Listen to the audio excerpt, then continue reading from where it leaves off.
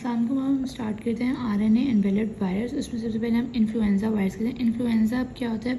Influenza जो है वो फ्लू है हमारे पास जो होता है, और ये 3 टाइप ऑफ इन्फ्लुएंजा वायरस होते हैं, influenza A virus, influenza B virus and influenza C virus. Influenza A और बी वायरस जो होता है ना, वो एनुअल रीजनल जो एपिडेमिक्स वगैरह होते हैं ना, कि जो ज़्यादा देर के लिए उसकी वो इन्फ्लुएंजा ए और बी की वजह, जबकि इन्फ्लुएंजा सी जो है ना उसकी वजह से माइल्ड इलनेस होती है, कोई एपिडेमिक्स इंडेमिक्स वगैरह नहीं होते। इसमें भी यही लिखा हुआ है माइल्ड रेस्पिरेटरी ट्रैक्ट इन्फेक्शन, जबकि इनमें वर्ल्ड वाइड एपिडेमिक होता है ए में ऑफ इन्फ्लुएंजा, जबकि बी में भी मेजर आउटब्रेक्स होते हैं। तो इंपॉर्टेंट प्रॉपर्टीज़ हम कुछ इन्फ्लुएंजा वायरसेस की देख लें तो उसमें सिंगल स्ट्रैंडेड आरएनए है, लीनियर है, नॉन सेगमेंटेड है, ठीक है, लीनियर है और कोई सेगमेंट्स भी नहीं है, सिंगल ही है,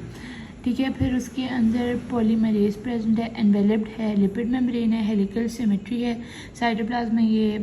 रेप्लिकेट करते हैं, और इसके अंदर हेमोग्लूटिनिन और न्यूरोमेनिडेज स्पाइक्स प्रेजेंट होती हैं। जैसे कि ये वायरस होगा तो इसके ऊपर ये स्पाइक्स प्रेजेंट होंगी, तो उसमें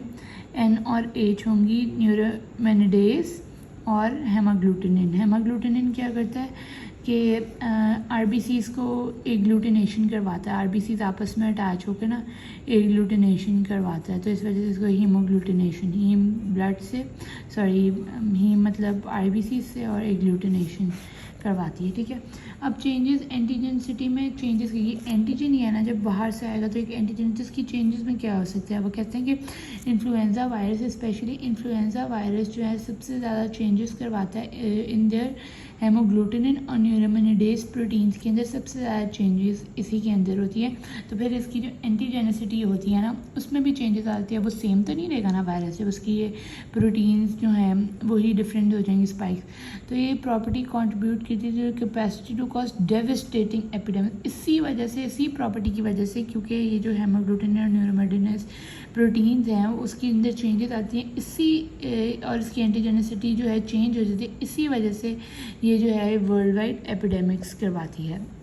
अब 2 type of antigenic team changes होते हैं, एक एंटीजेनिक ड्रिफ्ट होती है, एक एंटीजेनिक शिफ्ट होती है। एंटीजेनिक ड्रिफ्ट में क्या होता है कि उसमें एक्यूमुलेशन हो जाती है ऑफ म्यूटेशन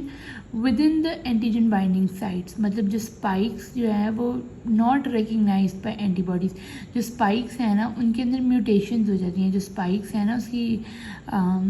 उसके अंदर म्यूटेशन हो जाती है, जिसकी वजह से जो स्पाइक्स हैं वो रिकग्नाइज नहीं कर पाता एंटीबॉडी एंटीजेनिक ड्रिफ्ट में। जबकि एंटीजेनिक शिफ्ट में क्या होता है कि 2 वायरल स्ट्रेन्स, इनमें से कोई 2 वायरल स्ट्रेन्स आपस में मिल जाते हैं और एक नया स्ट्रेन बना देते हैं, जाहिर सी बात है। तो ये मोस्ट कॉमनली जो है ना ए वायरस ए करता है, तो ये मिलकर नया स्ट्रेन जब बनाएंगे तो वो ज़्यादा ही उसकी एंटीजन में, इसमें तो बस खाली म्यूटेशन है ना उनकी स्पाइक्स में, जबकि इसने तो एक स्ट्रेन ही नया बना दिया। तो ये माइनर एंटीजेनिक स्ट्रेन चेंज है, ये मेजर एंटीजेनिक स्ट्रेन है, ये न्यू वायरल स्ट्रेन बना देता है, जबकि ये रिजल्ट्स इन द न्यू सब टाइप ऑफ द वायरस, ये वायरल स्ट्रेन नया बनाता है उसमें म्यूटेशन करके वायरस का स्ट्रेन नया, जबकि ये नई सब टाइप ही बनाता है वायरस की, कि ABC के अलावा कोई नई सब टाइप ही बन गई। ये इजी टू ट्रीट है, ये डिफ़िकल्ट टू ट्रीट है, ये सब वायरसेस ABC में अकर होता है, जबकि ये जो है ना खाली ए वायरस में मोस्ट कॉमनली अकर होता है। अब ट्रांसमिशन जो है ये वो respiratory droplet from human to human, तो वही जो मतलब बात करते हुए, सांस लेते हुए रेस्पिरेटरी ड्रॉपलेट नोज़ वगैरह से आते हैं। तो क्या करते हैं, जब हमारे पास इन्हेलेशन हो जाती है ना तो फिर न्यूरोमेनिडेज जो स्पाइक्स है ना वो प्रोटेक्टिव म्यूकोजा जो है ना अपर रेस्पिरेटरी और लोअर रेस्पिरेटरी उसको जो है डिग्रेड करती है, उसको ख़राब कर दी, तोड़ देती है, जिसकी वजह से क्या हो जाता है इन्फ्लेमेशन वगैरह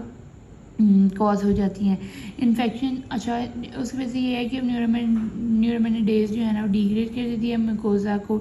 of the upper and lower respiratory tract, तो इन्फेक्शन जो है ना वो रेस्पिरेटरी ट्रैक्ट तक ही लिमिटेड रहता है, क्योंकि जो हेमोग्लूटिनिन को तोड़ने वाली प्रोटीएज होती है ना, जो जिसने हेमोग्लूटिनिन को तोड़ना, वो सिर्फ इधर ही प्रेजेंट होती हैं, तो इस वजह से इधर ही, और फिर वो क्या होता है फिर इन्फ्लेमेशन वगैरह साइटोकाइंस वगैरह की रिलीज़ कराती है, तो वो इन्फ्लेमेशन करवाती है, ट्रोकियो ब्रोंकल की रेडनेस वगैरह हो जाती है, इन्फ्लेमेशन और mucus secretion increase, mucus secretion increase होने से अपर रेस्पिरेटरी ट्रैक्ट में क्या होता है साइनसेस वगैरह हो सकते हैं नोज वगैरह से, और ईयर इन्फेक्शन, जबकि लोअर रेस्पिरेटरी ट्रैक्ट में लंग्स के अंदर जो है पस वगैरह सिक्रीशन म्यूकस एक्यूमुलेट होकर नमूनिया वगैरह कॉज कर सकती है। और फिर necrosis of the superficial layer of the respiratory epithelium की नेक्रोसिस हो जाती है, डेथ सेल डेथ हो जाती है रेस्पिरेटरी एपिथेलियम की जो ऊपर वाली लेयर्स होती हैं। तो ये ना इसकी पैथोजेनिसिटी है कि इसके न्यूरोमेनिडेज जो है वो डिग्रेड कर देती हैं उनको, और फिर उसके बाद जो है वो साइटोकाइंस वगैरह प्रोड्यूस करके इन्फ्लेमेशन करवाती है और फिर नेक्रोसिस। अब जो इम्यूनिटी है ना, इसकी इम्यूनिटी इतनी ईजी नहीं होती, इसकी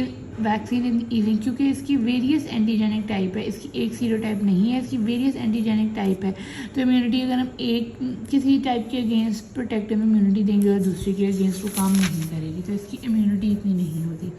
अब क्या है, पर्सन की इम्यूनिटी फेल कर लेती है, मतलब एक अगर उससे पहले भी इन्फ्लुएंजा वायरस हुआ है ना, तो इन्फ्लुएंजा हुआ है ना फ्लू, तो अगर उसने वैक्सीन वगैरह लिया और ट्रीटमेंट लिया और ठीक हो गया तो दोबारा से भी इन्फ्लुएंजा हो सकता है, क्योंकि किसी और एंटीजन जो है, किसी और इन्फ्लुएंजा वायरस एंटीजन की वजह से हो सकता है, तो उसकी एंटीबॉडीज़ पर्सन की बॉडी के अंदर नहीं प्रेजेंट होती इस वजह से। अब क्लिनिकल फाइंडिंग इसमें क्या है, यही फ्लू की मेनली है, फीवर होता है, हेडेक होता है, माइल्जिया, सोर थ्रोट, कफ, राइस सिंड्रोम है, मतलब अगर हम इसको ट्रीट कर दें एस्पिरिन वगैरह से तो लिवर डिसफंक्शन हो जाता है और जो है इंसेफेलोपैथी हो जाती है। फिर इसको लेबोरेटरी डायग्नोसिस में एलाइजा से देख सकते हैं हम उनको, सेल कल्चर वगैरह से पीसीआर और इंक्रीज इन द एंटीबॉडी टाइटर देख सकते हैं। अब वैक्सीन जो है, एक तो किल वैक्सीन जिसके अंदर प्योरीफाइड HALA, हेमोग्लूटिनिन और न्यूरोमाइनिडेज हों, लाइव और वीकेंड वैक्सीन दे सकते हैं हम, या फिर लाइव वैक्सीन में जो रेप्लिकेट करती है नेज़ल पैसेजेस वे में जो ठंडे हैं, जबकि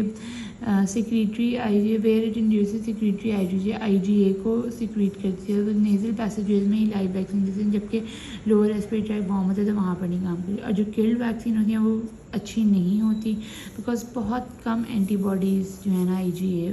बनती है, तो ये एनुअली देनी पड़ती है। अब टाइप्स ऑफ इन्फ्लुएंजा वैक्सीन जो है चिकन एग्स में जो बनाई जाती हैं वो इनएक्टिवेटेड वायरस होते हैं उसमें, और it contains live weekend temperature sensitive live virus. और फिर जो vaccine not made in chicken eggs, तो वो ग्रो होती हैं इन काफ किडनी सेल कल्चर दे, फिर उसके बाद इनएक्टिवेट की जाती हैं, फिर वो रिकॉम्बिनेंट इंसेक्ट वायरस है जिसके अंदर इन्फ्लुएंजा वायरस हेमोग्लोबिन ग्रो करती है इंसेक्ट के सेल्स में। तो that's all for influenza virus.